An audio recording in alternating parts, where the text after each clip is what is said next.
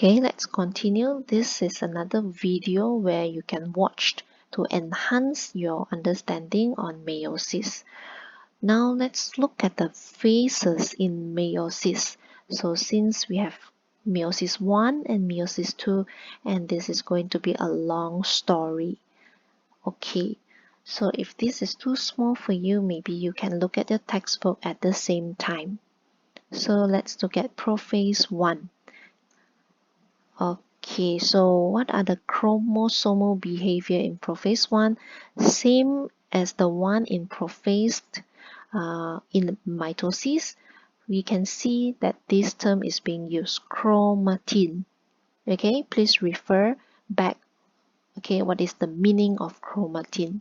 So here chromatin shortens, thickens, forms visible chromosomes under the light microscope. Okay, and the pairing of homologous chromosomes for our synapses, the process of pairing, coming together side by side. One is from maternal, the other one from paternal. This process of coming together, we call it as synapses. So when they come together like this, they are going to form bivalent or tetrad. Bi here means two. Okay, tetrad means four chromatids for each homologous chromosomes. Okay, 1, 2, 3, 4. This is it. This is one homologous chromosome. Okay, so now they are in butterfly form because sister of the sister chromatids, right? Replication has already happened.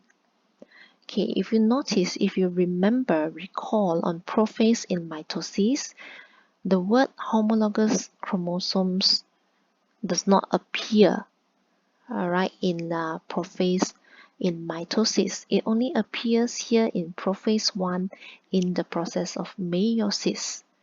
Okay, so that means in prophase in mitosis, this pairing of homologous chromosomes or the process synapses is not needed. They don't have to come together side by side.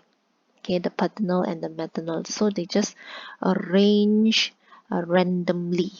Okay, why do they have to come side by side here? Because they want to carry out this process called crossing over. Very important in prophase 1, crossing over. This term you need to remember because this makes genetic variation possible. Genetic variation, remember the need of meiosis just now? So what is crossing over? It is the exchange of genetic material between non-identical chromatids. What is the meaning of non-identical chromatids? It is, can you see this red color? Maybe this one is, we say, representing maternal, the blue representing paternal chromosome. So you see this red and the next to it, this blue, they are the non-identical chromatids. If we say identical chromatids, meaning the red and red, they are identical to each other. This blue and blue identical to each other. But now the non-identical is between the red and the blue. Non-identical, you see the legs over here. They cross over already. So when they cross over, this segment, okay, there will be exchange of genetic materials. Okay, crossing over produces a combination of genes that are new in chromosome.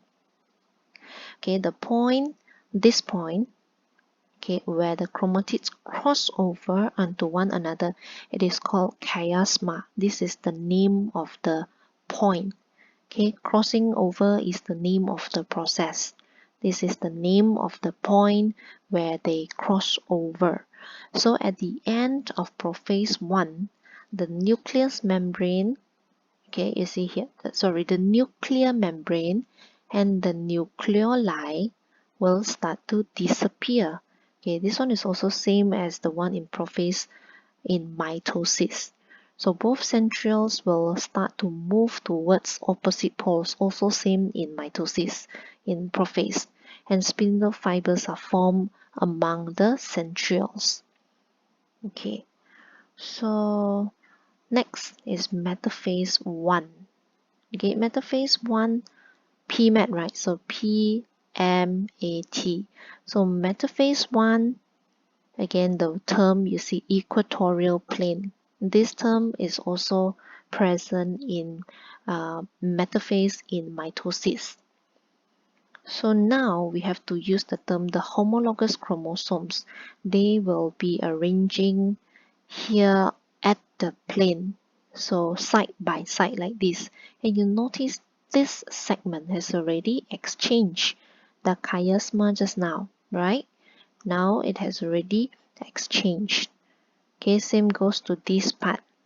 So one chromosome from each pair of the homologous chromosome is tied to the spindle fibers from one pole, and its homologous is tied to the spindle fibers from the opposite pole.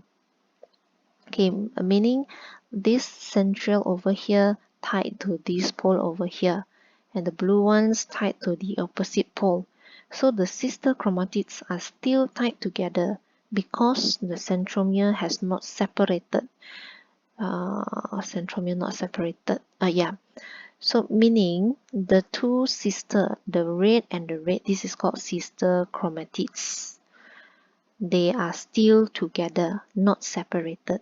So this one is different from the one in metaphase in mitosis. Okay, moving on to anaphase 1, what happened is that the spindle fiber will contract. So when contraction happens, it shortens, right, and it's going to pull. Pulling happens here. So it will cause each homologous chromosome to separate from the homologous pair. So this is homolog to each other. Now they are going to say bye-bye to each other. They are moving to the opposite pole. So each chromosome is still made up of a pair of sister chromatids. So now again emphasis is given here. Okay, saying that the sister chromatids are still together, just that the homolog separates. Okay, moving on next to telophase 1. Okay, so this is telophase 1 from one parent cell. Now, how many daughter cells? They have 2 daughter cells. So chromosomes arrive at the opposite pole cell, opposite. So each polar cell contains a number of, now you look at the chromosome, you count the centromere, 1, 2. Here, 2 chromosome. Okay, look at the parent cells, how many chromosomes? 1, count the centromere, 1, 2, 3, 4. So that means now it's already haploid. Count the number of cells. This is 1 cell. This one has got 2 cells.